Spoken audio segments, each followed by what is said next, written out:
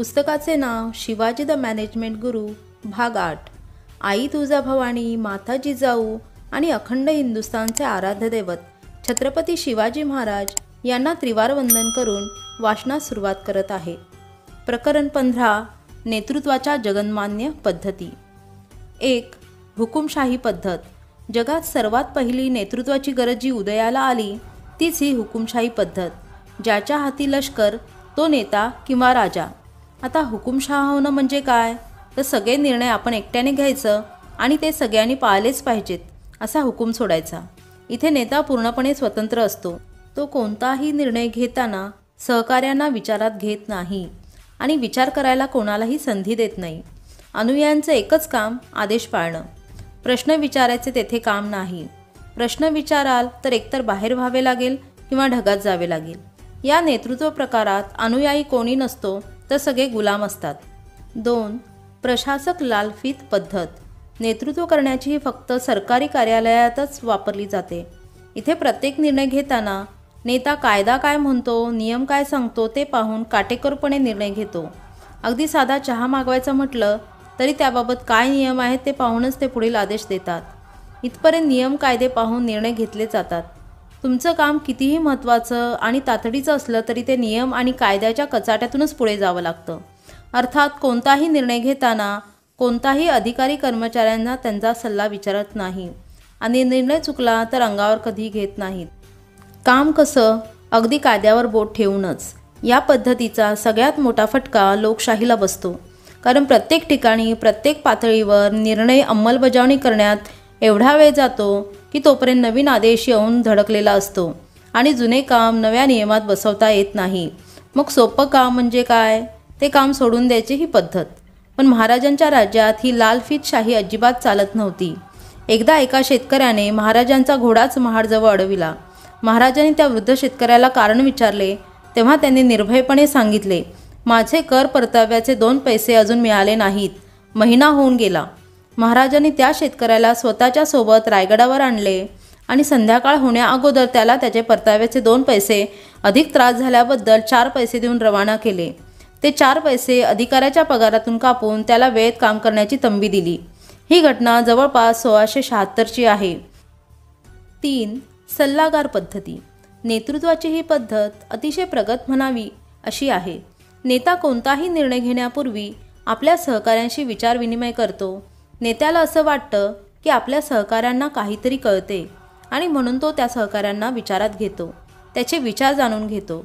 अशा पद्धतीचा नेता मनमोकळा संवाद करून सहकारी मंडळींच्या सूचना, सल्ला यांची दखल घेतो आणि त्यामुळे निर्णय घेताना तो आदेश देत नाही तर सूचना देतो।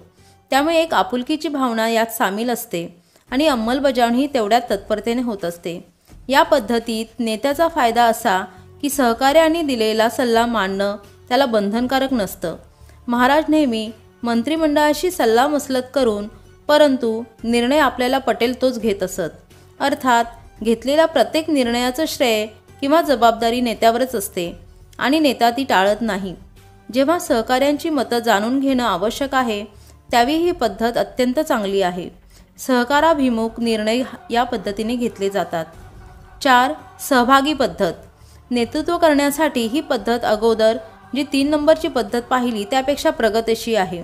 या पद्धतीत सहकाऱ्यांची फक्त मते विचारात जाणून घेतली जात नाहीत तर त्यांना प्रत्यक्ष अंमलबजावणीच्या कामातही सहयोग देण्याची संधी असते। म्हणजे निर्णय घेण्याच्या प्रक्रियेत आणि अंमलबजावणीच्या कामातही सहकारी कर्मचाऱ्यांना पूर्ण सहभाग असतो।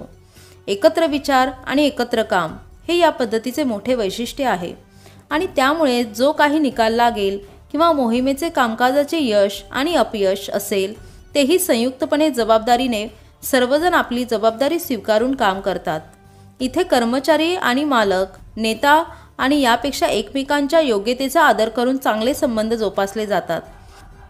महाराजांनी सुरत मोहीम राबवताना बहिर्जींचा सल्ला घेतला आणि मोहिमेत त्यांना सहभागी करून घेतले। तीच गोष्ट जावळीच्या मोरेंचा पाडाव करताना पाहायला मिळते।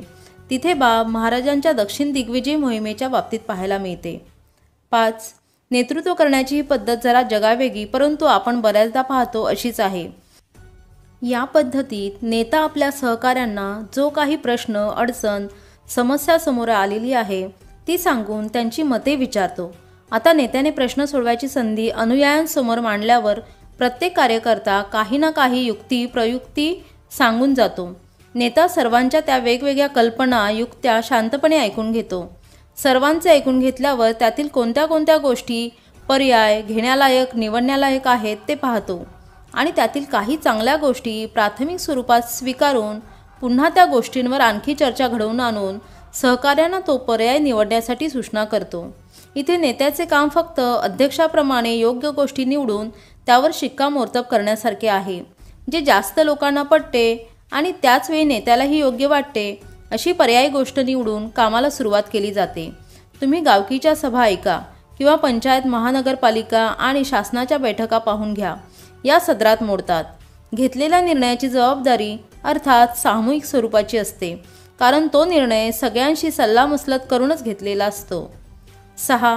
नेतृत्व करण्याच्या या पद्धतीत एक कौटुंबिक वातावरण निर्मिती केलेली असते आणि त्या सौहार्दपूर्ण वातावरणात निर्णय घेतले जातात.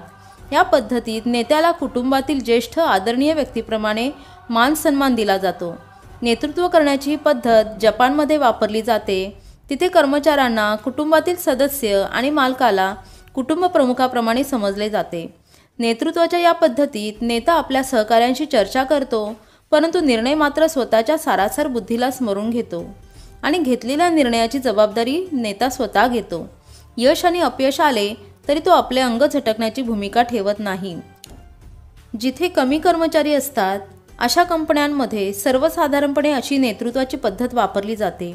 या पद्धतीत मोडणारे नेतृत्व आपले कर्मचारी सहकारी यांना सल्ला देतो, मार्गदर्शन करतो, त्यांचे विशिष्ट प्रसंगी सांत्वन करतो आणि अडचणीच्या प्रसंगी मदत देखील करतो. 7. नेतृत्व करण्याची पद्धत म्हणे एका सोशल क्लब चालवण्यासारखी आहे. या पद्धतीत नेत्याची मानसिकता म्हणजे उत्पादन क्षमतेपेक्षा किंवा उत्पादकतेपेक्षा मैत्री टिकवण्यावर, सहकार्यांना खुश ठेवण्यावर भर दिला जातो. संस्थेचे नुकसान झाले तरी या नेतृत्वाला पर्वा नसते. माणसं टिकवण्यावर मोठा भर असतो. या नेत्याला असं वाटतं की आपण सहकारी कर्मचारी यांच्याबरोबर मधुर संबंध राखणं ही सामाजिक बांधिलकीची भूमिका आहे आणि त्यामुळेच ते लोकांनी चुका केल्या, शिस्त मोडली तरी त्या तेवढ्या मनावर न घेता त्या नजरेआड करून या लोकांना सोबत घेऊन काम करण्यावर भर असतो. थोडक्यात हा नेता खुशमस्कऱ्या आणि भाट लोकांना हरभऱ्याच्या झाडावर चढविणाऱ्या लोकांचं नेतृत्व करणं पसंत करतो. इथे पुढे जाणं हा भाग कमी आणि सोबत राहणं हा भाग जास्त असतो. त्यामुळे अशा प्रकारचं नेतृत्व एकतर पुढे जात नाही किंवा आहे तेथून खाली येतं. लक्षात ठेवा, बाजार बुणग्यांची फौज बाळगणे युद्ध जिंकता येत नाही.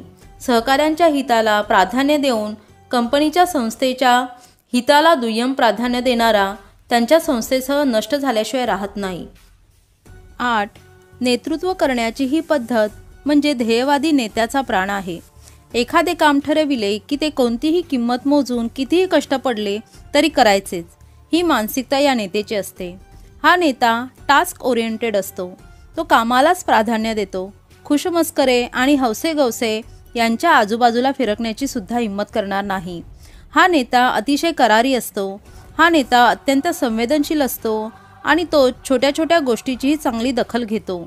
त्यामुळे अपयशाची थोडी जरी शंका आली तरी तो सावध होतो आणि त्याप्रमाणे लगेच कामाला लागतो. बऱ्याचदा हा नेता इतरांवर तेवढा विश्वास टाकत नसल्यामुळे अपयशाच्या भावनेतून पछाडलेला राहू शकतो. 9. नेतृत्वाची ही पद्धत अत्यंत प्रोफेशनल अशी मानली जाते. नेतृत्व करण्याच्या वरील 8 पद्धतींपैकी जशी परिस्थिती असेल, जसा काळ असेल, प्रसंग असेल आणि त्याला अनुसरून जी पद्धत लागू पडेल ती वापरायची, परंतु निकाल द्यायचा. एखाद्या कंपनीत किंवा संस्थेत सदा सर्व काळ एकच नेतृत्वाची पद्धत वापरता येणं शक्य नसतं. त्यामुळे प्रसंगावधान राखून नेतृत्व करण्याची पद्धत म्हणजे ही पद्धत होय. त्यामुळे ही पद्धत वापरणारा नेता खऱ्या अर्थाने परिपूर्ण चतुरस्त्र असा नेता म्हटला पाहिजे.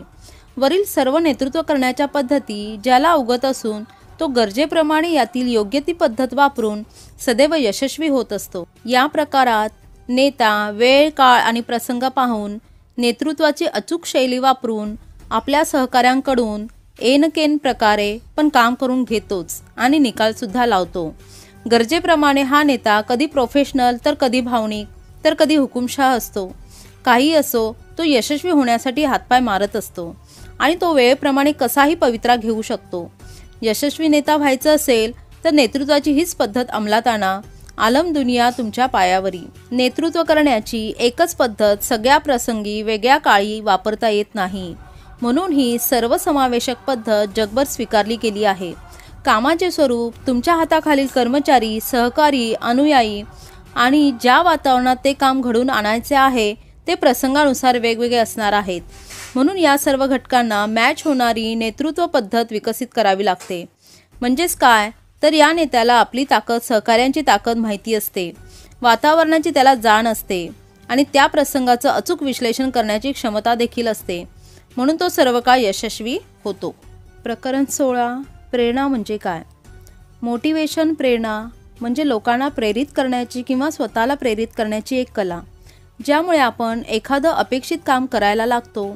असं काही योग्य बटन दाबतो की ज्यामुळे योग्य अशी प्रतिक्रिया उमटते. विजेचं बटन दाबलं तर दिवा लागतो आणि पंख्याचं बटन दाबलं तर पंखा चालू होतो. क्लोरेन्स फ्रान्सिस, माजी अध्यक्ष जनरल फूड्स USA, यांनी एकदा मोटिवेशन म्हणजे काय याबाबत अत्यंत बोलकी प्रतिक्रिया नोंदवली होती. ती अशी: तुम्ही पैशाच्या बळावर लोकांची वेळ खरेदी करू शकता, माणसांच्या शारीरिक अस्तित्वाची हजेरी लावून घेऊ शकता, पण तुम्ही त्यांचा पुढाकार घेण्याची वृत्ती खरेदी करू शकत नाही. तुम्ही त्यांची निष्ठा खरेदी करू शकत नाही. तुम्हाला ती कमवावीच लागते. थोडक्यात काय तर प्रेरणा नावाची गोष्ट जबरदस्तीने मारून मुटकून तयार करता येत नसते, तर ती निर्माण करावी लागते. अर्थात ही प्रेरणा कशामुळे आणि कशासाठी निर्माण करता येऊ शकते याची वेगवेगळी कारणे असतात, परंतु जोर जबरदस्ती हे कारण मात्र असू शकत नाही. लोकांना एखाद्या ध्येयाच्या दिशेने जागृत करून प्रेरणा दिली तर ते स्वयंस्फूर्तीने काम करायला तयार करणं म्हणजे मोटिवेशन. या प्रेरणेची काही वैशिष्ट्ये आहेत, ती खालीलप्रमाणे. अशक्य ते शक्य करून दाखवणारी जगाच्या पाठीवरील एकमेव गोष्ट म्हणजे प्रेरणा. संकटांना सामोरे जाताना जीवाची पर्वा विसरायला लावते ती म्हणजे प्रेरणा. आणि पैशाशिवाय ही लोकांना काम करण्यास प्रवृत्त करू शकते अशी जबरदस्त ताकद म्हणजे प्रेरणा. प्रत्येक ध्येयवादी माणूस प्रेरणादायी असतो आणि प्रत्येक माणूस जो प्रेरणेचा पाठपुरावा करतो तो ध्येयवादी यशस्वी झाल्याशिवाय राहत नाही. प्रेरणा या शब्दातून जगाला काय अपेक्षित आहे ते पाहूया. 1. प्रेरणा देणं हे नेत्याचं, व्यवस्थापकाचं काम आहे. प्रेरणा देणे हा व्यवस्थापनाचा एक भागच आहे. तुम्हाला तुमच्या सहकाऱ्यांना, अनुयायांना प्रेरणाही दिलीच पाहिजे, कारण ते बॅटरीचं काम करतील. बॅटरी खतम, तुमचं काम खतम.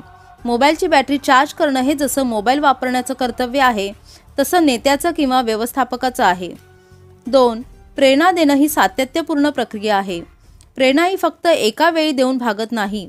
प्रेरणा ही सातत्याने द्यावी लागते. माणसांची इच्छा, आकांक्षा याला तर कधी अंत नाही, तर प्रेरणेला सुद्धा अनंत काळपर्यंत पर्याय असू शकत नाही. माणसाची एक गरज संपून जर लगेच दुसरी तयार होत असेल, सातत्याने एकामागून एक गरजा निर्माण होत असतात, तर त्या प्रेरणादायी गोष्टीसुद्धा तशाच एकामागून एक निर्माण व्हाव्या लागतात. म्हणून यशस्वी नेता किंवा व्यवस्थापक होऊ इच्छिणाऱ्या माणसाने दूरदर्शी राहून भविष्यात निर्माण होणाऱ्या संधीचा वेध घेऊन तशा प्रेरणा लोकांना दिल्या पाहिजेत. जर काही धोका, संकट भविष्यात निर्माण होणारे असतील तर त्या बाबतीत प्रेरणाही दिली गेली पाहिजे. जर संधीला अंत नाही, संकटांना शेवट नाही, तर प्रेरणेलाही अंत नाही आणि पर्याय देखील असू शकत नाही. 3. प्रेरणा ही सकारात्मक किंवा नकारात्मक असू शकते. प्रेरणा ही फक्त चांगल्या कामाचीच असावी असा काही समज करून घेऊ नका. जर तो प्रश्न संधी मिळण्याचा असेल तर तेथे लोकांना सकारात्मक प्रेरणा कामाला येऊ शकते. उदाहरणार्थ जास्त पगार, मोठे पद किंवा इतर काही. पण जर काही चुकीचे काम सहकारी, अनुयायी यांच्याकडून घडत असेल तर त्यांना दंड, शिक्षा ही द्यावीच लागते. म्हणजे इथे दंड, शिक्षा ही नकारात्मक प्रेरणा होय. अमुक गोष्ट टाळावी यासाठी प्रेरणा. भविष्यात काही धोका, संकट मग ते राज्यावर, कंपनीवर येणार असेल आणि लोकांच्या अस्तित्वाचा प्रश्न निर्माण होणार असेल तर सहयोगी, अनुयायी यांना दाखवून द्या. ते स्वतः प्रेरणा घेऊन संकट टाळायला, धोका संपवायला प्रेरित होतील. आपल्याकडे पाप आणि पुण्याच्या संकल्पना जन्माला आल्या, त्यामुळे या बाबीतून तुम्ही चांगलं करा, चांगलं होईल, वाईट करा, वाईट होईल. हा प्रेरणाशास्त्राचा जगन्मान्य नियम आहे. 4. प्रेरणा ही ध्येयवादी असते. जर तुमच्याकडे विशिष्ट ध्येय नसेल तर तुम्ही प्रेरित नाही असा त्याचा अर्थ होतो. प्रेरणा घेण्यामागे काही उद्देश असतो तसा प्रेरणा देण्यामागेही काही उद्देश असतो. हा उद्देश समोर ठेवला की लोक त्या दिशेने जाणीवपूर्वक काम करू लागतात. लक्षात ठेवा, हुशार नेत्याला प्रेरणा लोकांसमोर मांडता आली पाहिजे. तुम्ही लोकांसमोर प्रेरणा ठेवा, लोक तुमच्यासमोर निकाल ठेवतील. ध्येयाने प्रेरित होऊन जगणारी लोक जिवंत असतात. ज्याच्या आयुष्यात ध्येयच नाहीत ते जिवंत असून मेल्यासारखेच आहेत. आणि प्रेरणा न देऊ शकणारा नेताही जास्त काळ जगण्याचा अधिकार राहत नाही. त्याचे अनुयायी त्याला सोडून जो प्रेरणा देऊ शकतो त्याच्या मागे लागतील. लोक तुमच्या मागे यावेत असं तुम्हाला वाटत असेल तर त्या लोकांना प्रेरणा द्या. जास्त लोक यावेत असं वाटत असेल तर जास्त प्रेरणा द्या. म्हणून शिवाजी महाराजांच्या राजमुद्रेत विश्ववंदिता हा शब्द आवर्जून आहे.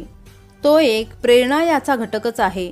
मावळ्यांना त्यांचं ध्येय दाखवले गेले ते एवढे उदात्त आणि भव्य होते की पूर्ण करणाऱ्या राजमुद्रेवर महाराष्ट्र वंदिता, भारत वंदिता हे शब्द मुळीच कमी पडले असते.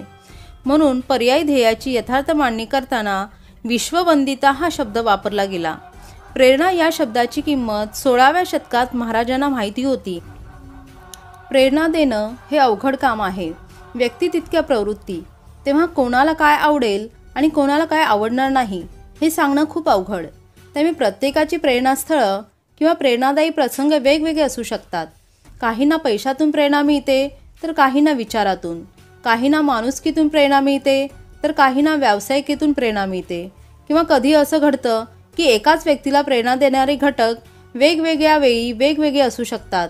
कधी तो पैशाने काम करील तर कधी विचाराने प्रेरित होईल, कधी सामाजिक बांधिलकी म्हणून करेल तर कधी राष्ट्रभावनेतून काम करण्याची त्याला प्रेरणा मिळेल. आणि कधी कधी असंही होऊ शकतं की त्याला कशातून प्रेरणा घेता येणार नाही. अर्थात अशा माणसाला मुरदाड म्हणण्याशिवाय पर्याय नाही. म्हणून यशस्वी नेता किंवा व्यवस्थापकाच्या यशाचं रहस्य काय तर कोणाला काय पाहिजे याची त्याला चांगली जाणीव असते. आणि तसे तो काळ, वेळ, प्रसंग, माणूस पाहून प्रेरणादायी गोष्ट म्हणून काय समोर मांडायचे हे व्यवस्थितपणे ठरवत असतो. शिवाजी महाराजांना लोकांना प्रेरणा कशातून मिळेल याची जाणीव होती. आणि म्हणूनच 300 वर्ष गुलामीला, अन्यायाला कंटाळलेल्या लोकांना त्यांनी स्वातंत्र्याची, न्यायाची प्रेरणा दिली. आणि परक्यासाठी राबण्याऐवजी स्वतःच्या राज्यासाठी लढण्याची प्रेरणा देऊन स्वराज्य उभं केलं. जगाच्या पाठीवर महाराजांचं नाव अमर होण्यामागे एकच कारण म्हणजे त्यांचं अभूतपूर्व यश. आणि त्या यशाचं कारण म्हणजे प्रेरणा देणं. हे अवघड काम त्यांनी यशस्वीपणे पार पाडले. 6. प्रेरणा देणं ही एक कला आहे. प्रेरणा देणं ही अवघड गोष्ट असली तरी ती एक कला आहे हे लक्षात ठेवून उमेद बाळगा. त्यामुळे वेगवेगळे नेते वेगवेगळ्या लोकांना प्रेरणा देऊन वेगळं यश पदरात पाडून घेऊ शकतात. तुमच्याकडे फक्त एक गोष्ट हवी, ती म्हणजे तुम्ही स्वतःची स्टाईल आणि काम करण्याची हातोटी, लोकांना प्रेरणा देण्याची नवनवीन युक्ती. म्हणूनच कधीकधी त्याच अनुयायांकडून दुसरा नेता वेगळा निकाल लावून घेऊ शकतो जो पहिल्या नेत्याला अजिबात जमलेला नसतो. म्हणून लोक कोणीही असो, तुमचं काम बिघडवायचं की घडवायचं हे सर्वस्वी तुमच्या प्रेरणा देण्याच्या घटकावर आणि पद्धतीवर सर्वस्वी अवलंबून आहे. 7. प्रेरणा ही व्यवस्थेवर अवलंबून असते. कोणतीही प्रेरणा ही त्यावेळी काय अवस्था म्हणजे सिस्टीम अस्तित्वात आहे यावर बरीच अवलंबून असते. आता ही व्यवस्था म्हणजे काय तर परिस्थिती समजा. ती व्यक्तिगत, संस्थात्मक किंवा सामाजिक अशी काहीही असू शकते. प्रेरणा ही 3 व्यवस्थेवर अवलंबून असते. 1. जी माणसामध्ये स्वतःमध्ये असते, अर्थात ही शक्ती म्हणजे त्या माणसाची गरज, आवड, तत्वे होत. 2. तुमच्या संस्थेतील वातावरण, माणूस ज्या ठिकाणी काम करतो त्या ठिकाणची व्यवस्था ही देखील प्रेरणा या घटकाला मोठ्या प्रमाणात जबाबदार असते. यात संस्थेची रचना, कार्य आणि सहकारी यांचे संबंध, कामाचं स्वरूप आणि परिस्थिती या सगळ्यांचा समावेश होतो. 3. बाहेरील वातावरण हा तिसरा देखील प्रेरणा देण्याच्या बाबतीतील सर्वात महत्त्वाचा घटक आहे. यामध्ये लोकांची संस्कृती, प्रथा, रूढी, परंपरा, सामाजिक मूल्य यांचा समावेश होतो. थोडक्यात काय तर तुम्हाला चांगलं काम करून पाहिजे ना, मग माणसाला काय पाहिजे, संस्थेला काय पाहिजे आणि समाजाला काय पाहिजे याचा चांगला ताळमेळ साधा आणि ज्यातून प्रेरणा मिळेल ते त्याला देऊन टाका आणि कामाला लागा. 8. प्रेरणा आणि समाधान यात फरक आहे. काम करण्याची सुरुवात म्हणजे प्रेरणा आणि काम संपन्न झाल्यावर आपल्याला जो आनंद वाटतो तो म्हणजे समाधान. आणि या समाधानाचं मूळ असतं प्रेरणा आणि प्रेरणेचा शेवट असतो समाधानकारक. परंतु मध्ये आहे काम. प्रेरणा घेतली, काम पूर्ण झाले तर समाधान. नुसते हवेत इमले बांधून समाधान होत नसते, तर त्यासाठी जमिनीवर येऊन इमला प्रत्यक्षात बांधावा लागतो. लढाईला सुरुवात करणं म्हणजे लढाई जिंकणं नव्हे. प्रवासाला निघणं म्हणजे इच्छित स्थळी पोचणं नाही. तेवढाच फरक प्रेरणा आणि समाधान यात आहे. लढाई सुरू करून शेवटपर्यंत केली तर जिंकली जाते. प्रवास सुरू करून शेवटपर्यंत केला तरच ज्या गावी जायचे ते ठिकाण मिळते. तसं प्रेरणा ही सुरुवात तर समाधानात शेवट आहे. व्हिडिओ आवडल्यास चॅनलला लाईक, सबस्क्राईब आणि शेअर करा आणि व्हिडिओ कसा वाटला ते आपले मत कमेंट बॉक्समध्ये नोंदवा. धन्यवाद.